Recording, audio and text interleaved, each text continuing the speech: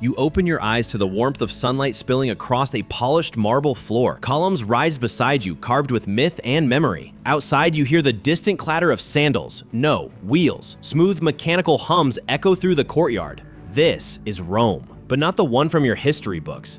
Gone are the dusty scrolls and oil lamps, replaced now with glowing screens and buzzing alerts. In your hand, you're holding something impossible, a Roman-designed smartphone, sleek, gold-edged. The insignia on the back isn't Apple, it's an eagle. You blink again. Roman soldiers stroll past dressed in updated Lorica armor that shimmers like carbon fiber. Their helmets are fitted with crystal-clear visors and their wrists glow faintly. Some sort of smartwatch? One taps his wrist and a holographic map of Gaul unfolds mid-air. He zooms in with a finger. Casual, efficient. Above the rooftops, banners flutter in the wind, but they're digital, projected by hovering drones that advertise the next gladiator livestream at the Colosseum. Hashtag Maximus versus Titanus, don't miss the blood. You walk through the forum. A woman in a flowing white tunic leans against a pillar, laughing into her phone, holding a stylized laurel leaf selfie stick. Beside her, a marble statue quietly streams Gregorian lo-fi music from hidden speakers embedded in the base. You can't tell whether it's art or interface, maybe both.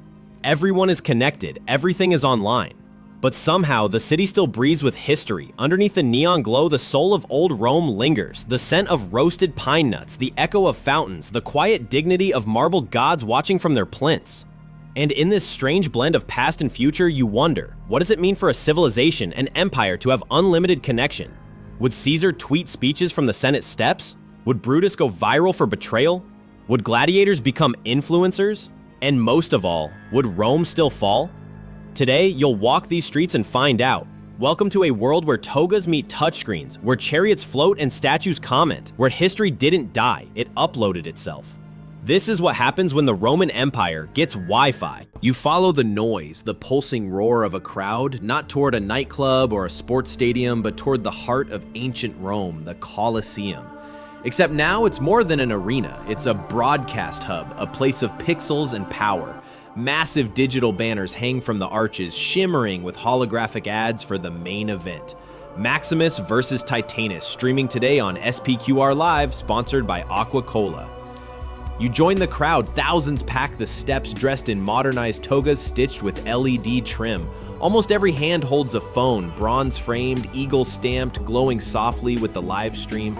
No one watches with their own eyes anymore, they're watching through screens, capturing, sharing, reacting. A street vendor nearby is selling VR laurel crowns. Feel the fight in real time, he shouts. Another sells souvenir scroll-shaped power banks. Inside the Colosseum, the floor has changed. Instead of sand, it's a shifting platform of augmented terrain, rendered in real time by ground-level projectors. One moment it looks like a desert, the next like a forest of glowing trees. AI-generated opponents rise from the ground like ghosts in a game. The gladiators, they're not just warriors, they're stars. Maximus, today's favorite, appears with fanfare, golden armor polished to a mirror sheen, his personal drone following above him to record every pose. His Instagram's profile shows 8.3 million followers. He waves and the arena erupts in heart emojis. On the far side, Titanus, a heavily augmented fighter with robotic arms, raises his weapon. Sparks flash from the tips, his fans chant in binary, 0101. As the battle begins, commentators stream live from the senator's box. One is an AI modeled after Cicero, his voice oddly soothing as he analyzes footwork. The other is a meme-heavy influencer named Livia Lo, who narrates each strike with ancient slang and modern sarcasm. Ooh, Maximus just got slashed. That's gonna leave a mosaic. A drone zips above your head, capturing crowd reactions. Suddenly you're on the big screen. Your stunned face framed with a caption, "Citizeness of the Day." You get 1,000 likes before the round ends. At halftime, the Emperor appears. Not in person, of course, but as a shimmering projection on a cloud of drones. He lifts one hand and gives a casual thumbs up. "Let them scroll," he says with a wink. The crowd loses it. There is no blood, no death, not anymore. These are simulations, highly stylized, perfectly choreographed. It's all entertainment now, more like a reality show than a life or death match. But in the echoes of the old stone walls, beneath the flashing lights and hashtags, you can still feel it, the hunger for spectacle. Rome hasn't changed, it's just evolved. The arena still demands your attention, the crowd still wants a hero, and somewhere deep in the algorithm, the Empire watches, counting views instead of victories. The sun rises over the city like a golden coin tossed from a divine hand. Its rays strike polished domes, glinting off aqueducts lined with solar panels, and dance across cobbled streets that haven't felt the footfall of a mule in centuries. You stroll into the marketplace, except now it's not a marketplace, it's a smart forum. The air is thick with roasted herbs, sizzling cheese, and digital notifications. Overhead, sleek drone chariots buzz silently, each bearing the emerald crest of Amazonas Prime. They lower gently to street level, dropping parcels into automated amphora lockers, delivered in less than a day, guaranteed, or your denarii back. Gone are shouting vendors. Instead, floating holograms hover above stalls. 25% off fermented garum if you order through the Apis. Fresh figs from Hispania, NFC payment only. You approach a fruit stand manned by an elderly merchant, robes hemmed with glowing thread. He doesn't speak. Instead, his scroll-shaped tablet chirps. "Salve, friend! Would you like your apples genetically crisped or AI ripened?" You blink. He smiles. Old Rome never asks twice.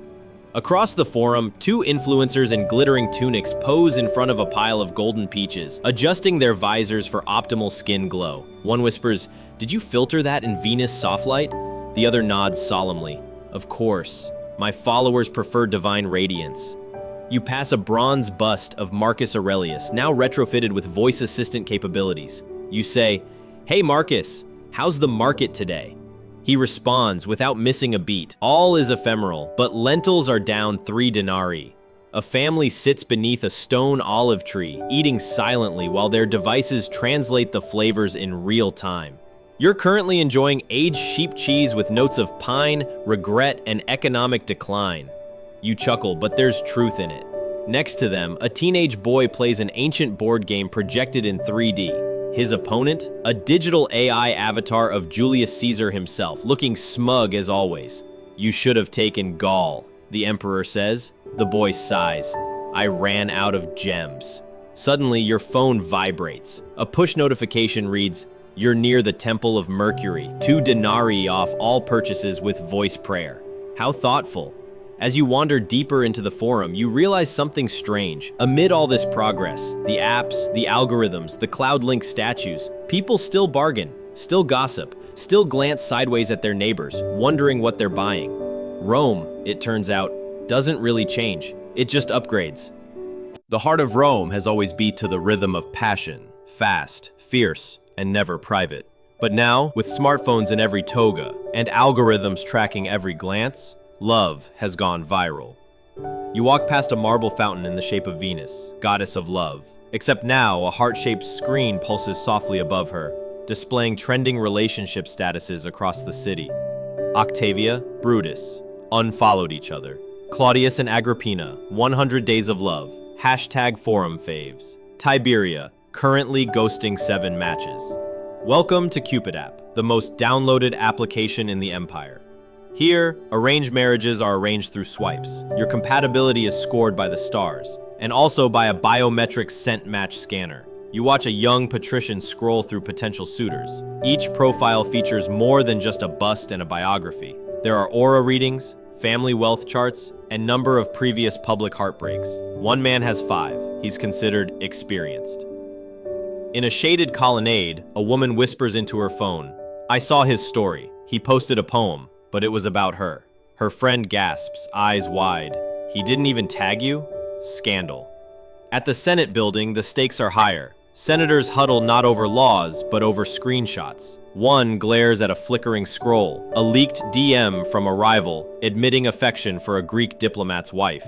The forum trembles, not from politics, but from forum feed trending hashtags. Hashtag Brutus is back. Hashtag Etu texted her. Hashtag scroll and scandal. Even Cicero couldn't talk his way out of a group chat leak. Above the city, a drone hovers silently, capturing the quiet tension of love triangles forming in real time. You glance at a marble statue of Cupid, now repurposed as a data tower. Arrows of digital light stream from his bow, striking devices below. Each time someone falls in love, a push notification lights up. But not all connections last. Near the Temple of Juno, you see a young soldier sit silently on the steps. His screen cracked, his heart more so. His love interest? Assigned to another province by algorithmic match. His expression doesn't move, but a single status update glows on his screen. It wasn't fate, it was latency. Still, the people scroll on. They still carve names into trees, now by geotagging locations. They still write love poems, now as disappearing voice memos. They still ache, pine, fall, and rise. Only now, the whole empire watches. Because in Rome, love has always been a spectacle, but now, it's also a metric. The Roman Empire was built on strategy, discipline, and overwhelming force. But now, it's built on data. You find yourself standing on the edge of a military camp not of tents and smoke, but of polished steel, glowing holograms, and marching legions synced by satellite. This is the 10th Legion, Digitus Maximus. Commanders gather around a floating tactical display. A digital map of Gaul shifts as live drone feeds pour in, showing rebel troop movement from the northern forests. Terrain is color-coded. Morale stats flicker beside each squad. AI simulations update every second. One tribune gestures, and the battle plan morphs into an AR simulation. If we deploy the cavalry drones here and jam the barbarian signal towers, we can flank within 37 seconds. A general nods, sipping spiced wine from a thermos labeled Invicta type. The soldiers are different too. Their armor is still Roman in silhouette breastplates, greaves, crested helmets, but everything is embedded with tech. Their shields double as solar chargers. Their spears contain retractable surveillance lenses. Each centurion wears a visor linked to Imperium Net, the Empire's encrypted military network. You walk past a tent where recruits train not with swords, but in VR arenas battling simulated Carthaginians at 60 frames per second. Nearby, a scroll-shaped drone floats, barking orders in Latin-English hybrid. Attention, terrain shift in Sector Turin, update pathfinding protocols, Ave. But war is still war on the front lines. A battle begins projected on a massive screen above the camp. Legions move in perfect sync, their actions guided by predictive models based on centuries of archived combat.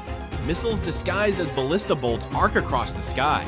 A legionary takes a selfie before charging, his caption already pre-written, for Rome, for the algorithm.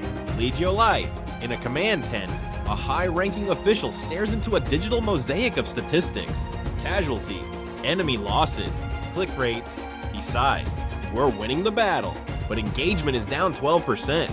Dispatch the meme division. Yes, that's real.